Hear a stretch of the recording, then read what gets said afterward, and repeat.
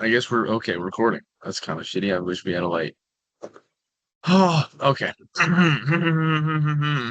Good morning, afternoon, or night, fantasy balls. I'm gonna try and share my thing because I'm not as fucking retarded as some of my professors. Here we go. And bing. Wow. That wasn't very hard. Chumba, take notes. You might need to do that someday. From beginning. Before, man, we had Will, our fearless commissioner, who is consistently attacked by John. But gotta love it. Okay. Manager introductory presentation because I lost fantasy balls baseball. Go me.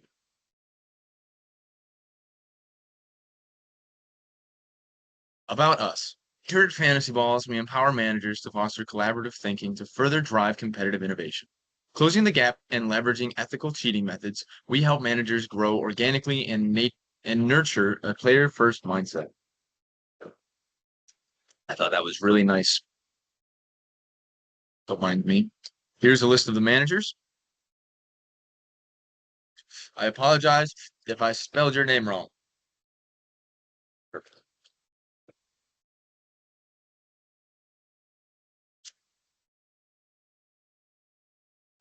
Continuing. Beginning with Chumba.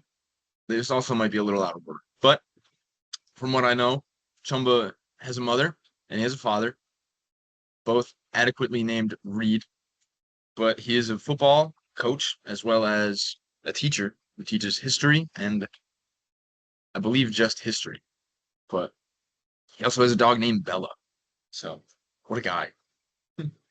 And then directly after that, we have his team makeup, which is basically he's the only one I graded because I kind of forgot to do the rest. But here we go.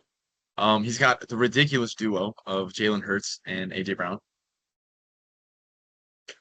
which was borderline unfair. So there's that. And then he had a couple, and then the main problem that I saw with his team is that he had a bunch of gap weeks where guys wouldn't play or they were injured, which was kind of a pain in the ass. So I'm not gonna lie, Chumba scored outrageous an outrageous number of points last year. And if his team was a little bit more healthy, he probably would have scored about 20 more per game. So kind of horse shit if you ask me. Sorry, that was a little on fire. But his main his main crux was inefficient, however exceptional, running back play. Because he essentially had two wide receiver ones in AJ Brown and Tyreek Hill, which is literally just cheating, if you ask me. I don't think that's legal. We should do something about that. Next, we have JJ Brochart, who I legitimately don't know how to say your name because every time I look at it, it screams Brochart. And I feel so disrespectful saying, but it's all right. So I've literally never met this man in my life, and there's quite a few people in this presentation that I have not met in my life. So I'm sorry if this is inaccurate or simply not correct. So there we go. JJ Brohan. I don't know shit about this man. He has a girlfriend, maybe a fiance. I'm sure we said congratulations to somebody a little while ago. It probably was him. I was in the middle of bar prep, so I don't know anything. I was not even paying attention to fantasy balls, which is a big issue of mine, mainly because I'm doing this presentation now. But one thing I found before he let me follow him last night was that he went to Slippery Rock University, or SRU, which is crazily one of the most environmentally green schools I've ever seen in my life. So I really do hope they meet that 2037 goal of being net neutral. So that would be kind of sick. I'm not gonna lie. Continuing. His team. He's a Josh Allen groupie, of course. Makes perfect sense. He's from Long Island. Kenneth Walker believer. I love that because I'm also a Kenneth Walker believer in one of my leagues. I've had him as soon as I could draft him. I've had him, so he's a great guy. He lost Andrews last year, which was a big hit to his team, unfortunately. However, he had Sean Laporta, which came out to be the pretty much the number one rookie and like number 3 or 4 tight end. So that's pretty lit. So he was pretty much fucking safe from losing Andrews, which is kind of crazy to think about. He had the Commanders' floundering wide receiver core, which was Scary Terry and Curtis Samuel. Sorry, almost said Sammy Debo, but can you do me a favor? Thank you. And then next we have our little orphan Annie. I know a little bit more about him, and much of this is just because he's the commissioner. So first, he does have a hot mom. He owns both a boat and his ass is also a boat. And then he's an okay fisherman. We didn't really catch anything. And he currently watches over pharmacists as they sleep in their dormitoriums, which is pretty fantastic little gig. Sorry, there's butterflies. And he went to a failed school, hence watching the pharmacists. So back to square three. He recklessly drives when he's not in a large car, like a fucking Chevy Suburban or a Ford Explorer or fucking Chevy Tahoe, whatever else this man fucking this huge fucking truck, this gray Silverado, I think. And then I've never felt more unsafe going down a straight road, so I couldn't tell you what road it was, but good fucking God, I was terrified. He has decent views from his grandmother's house, mainly because they look over the water, but there's also a row of trees in front of him. God damn it. And then he might be single, he might not be. I think he had a fucking I don't know, he went to the Bears game or something. Mets when they played out. Sorry, I'm distracted. But um Chumba, okay, gotta go back to fucking Chumba. Chumba is not single. Chumba is very much not single. Since that's gonna be a thing, I guess. Will's team. I like this little thing I made, little fucking decal. But he is two of the best rookies that have ever played and been a part of fantasy. It's Puka and Stroud. So that right there is kind of nuts. He had an okay tight end, which you could see as his downfall, which I don't really know. It's pretty much up to you. And he somehow had Jefferson, who was out for 6 weeks, so he might have gotten a bit of trade. I don't remember the circumstances. And he had Amon Ra. So two legitimate first round picks, which is crazy. But fucking whatever. He had great receivers. Can't see what that fucking says. Literally just says sad, so that's cool. And he had sad running backs. So I wish I fucking and it was kind of bullshit, I think, because I was getting upset he had so many good receivers. So okay, we're just done with that now, I guess. That's what you said. Continuing. And then here we get to the bread and butter of the presentation. We have AI, aka Eddie Crampton. All I know is that AI is Ginger. He's good with numbers and also knows taxes, which is very important if you don't plan on running from the IRS. And they're overbroad powered. But other than that, I know very little. However, AI has been under fire recently for its disruptive nature on children in school and despite plagiarism, misquoting rules of and any subject really, I mean, whatever subject has rules and being misquoted, and produce differing cheating methods on examinations and other assessments and assignments that we use to scale children for some reason.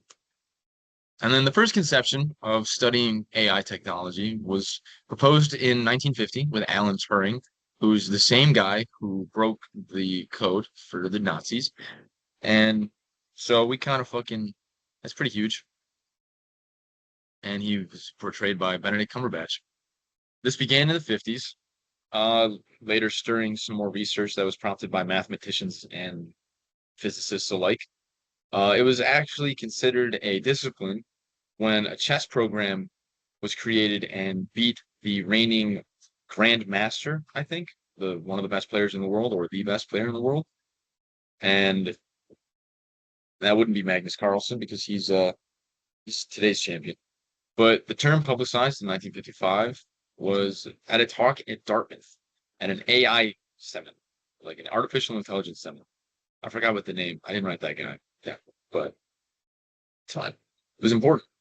And then, although there was a significant boom in AI conception from the 1950s on the Association for the Advancement of Artificial Intelligence, the, it foresaw an AI winter, which was essentially where the public was not as interested.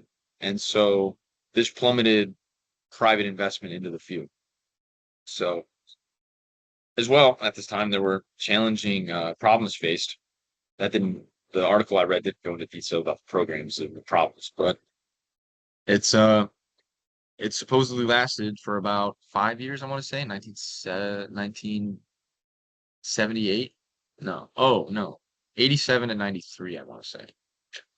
And then some important times that have happened in AI. Here's a little dog again. That's lit. But it was introduced into assembly lines in 1961 by General Motors. And then it decreased support by a hater because he wrote that it's just, why are we doing this? It should be much farther based on what we've done with it and how much access we have to these. So he kind of hated on it a little bit, and then support shuttered, so its basis was a little wavy. But someone's AI controlled a cart maneuvered through a room full of chairs, and that was like considered this huge thing. And that later gave rise to the Roomba. So, and then the triple AI was created, which is a association that I spoke of earlier. And then Japan put $2 billion in today's money towards AI to create translating software, which I'm not entirely sure. I'd have to fact check this, but may or may not have been a huge part of Google Translate. So we'll go further and figure that out. But the first Roomba was released in 2002. So there's probably a 20-year difference on when the cart maneuvered the room and when the first Roomba was created or released to the public. And then social media started using it in 2006 to kind of analyze you and put you into groups and kind of send you certain posts on things like that and just kind of functioning pretty much. And then the Xbox used it for the Kinect in 2010 to translate your movements into gaming functions. So it's pretty crazy.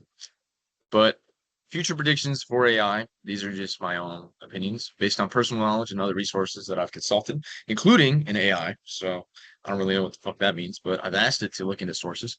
So maybe it helps, maybe it wasn't. But the advancement in coming years should be significantly more impressive than it was in previous periods because we have just such a huge wealth of technology and abilities to us right now. So I think in the coming years it's gonna be very impressive because ChatGPT was officially open to the market only a couple of years ago. And from then we haven't heard much, but at the same time, Tesla has come out with self-driving, and there's been a number of things that have been questioned about self-driving and things like that, but that's easily a form of AI. And so hopefully we get some pretty useful advancements, I guess, but not to say that they haven't. Additionally, I was speaking with one friend of mine who told me that AI was not a real artificial intelligence because I forgot what his reasoning was, but he told me that it was not real artificial intelligence because it uses algorithmic thinking or something along those lines. And so it essentially takes what you say and then computes it different ways, different times. So I'm not sure how to take that, nor do I fully understand it. But if given the opportunity, I'll look more into it. So who knows? I'm just looking around. This great little fucking milk of the hood. Team analysis. His team was just good. He had a very good team. He didn't have one like wildly exceptional player. I mean, I think he had Kamara. I don't know right now, but just absolutely stellar. So I'd say everything was well managed as well. I didn't notice any waiver pickups, so I could be wrong. Jock, this fucking guy. He lives in a basement he lives across from Annie when they were younger, and he outwardly is against the institution, aka the commissioner. He probably voted for Vermin, the wizard. I hope you all know who that is. But he also may be single. Couldn't tell you. He's a pretty reclusive guy. 10 out of 10 though. Extra shirt, kind of large. So, oh, and we fucked that up again. There we go. Team analysis. He's got fucking great running backs. Uh, his lost cause was Garrett Wilson, unfortunately. But I mean, that was kind of kicked in the first 45 minutes of the season. Uh, yeah, but he's still fucking solid, solid receiver. And then you got Calvin Ridley.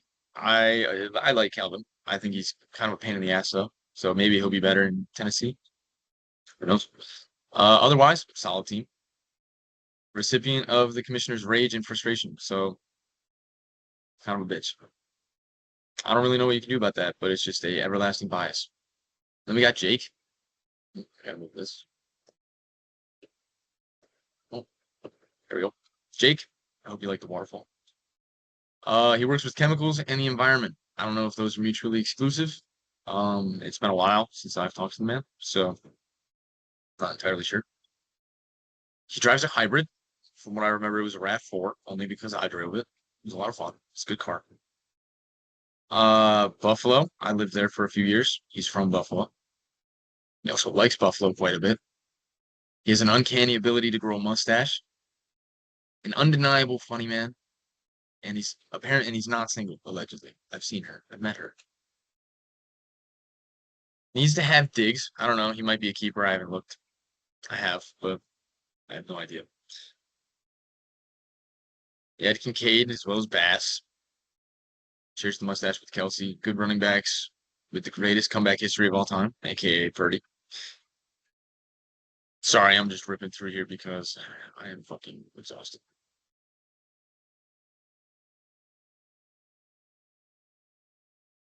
We got Connor. I haven't met this guy either. He wears glasses. He's got black hair. That's all I know.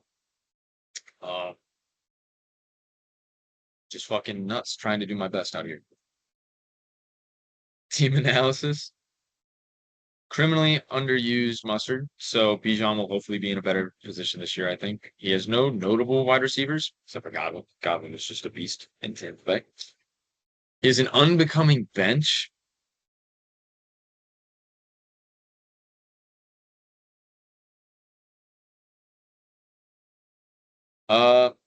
For some reason, he doesn't like orchards as a New York State fair or a less expensive cost of living because apparently New York upstate sucks. Whatever that means. It's fine. Andy, I don't know what this guy is. My GIF is also not working, so that kind of fucking sucks. It's supposed to be a Rorschach test. So that fucking sucks. Team analysis. He's boarded the chain train and did well last year. I can't imagine it's going to do much worse. He's got a retired tight end because he didn't want to play with Daniel Jones, which I completely understand. And he's got scattered talent just everywhere, like all over the place. His fucking tight end isn't that bad. He fucking got a decent defense. He's just kind of all over the place. Cam, who I also believe is Tingus Pingus. He could be a fraternal twin or an identical twin. I have no idea. I've never met either of them, even though they both live in Syracuse now. But he enjoys guns and hiking, from what I've learned. He's a minimalistic man. Low key, the only one who would only one of us who would survive in a apocalypse situation. So I think that's just a common opinion. Most likely to draft an all-black team again. I don't want to deal with these. But he's most likely to check you into both a wall and your hotel. I don't quite remember why I wrote that. I think he works in a hotel. He dropped his whole team. Is from what I'm seeing. But I'm just kidding. He's under the new guy, Mike Tyler. I don't know him either. He had Jamar without Burrow. So I don't really know how that went. I didn't really check. He still had fucking phenomenal weeks, of course. But he also had CeeDee Lamb. So another terrific wide receiver. he had Dak and Fields, so I wrongly put them into the same category because Dak in fantasy is much different than Dak in the NFL. So I don't know. I think Dak is better in fantasy, but I think if you have a team, I don't know if you really want Dak because he has a proven negative track record. And then he has just like solid backups all over the place. So could be a interesting year, depending on who he takes. Depending on who everybody takes, I think we could have a very interesting season.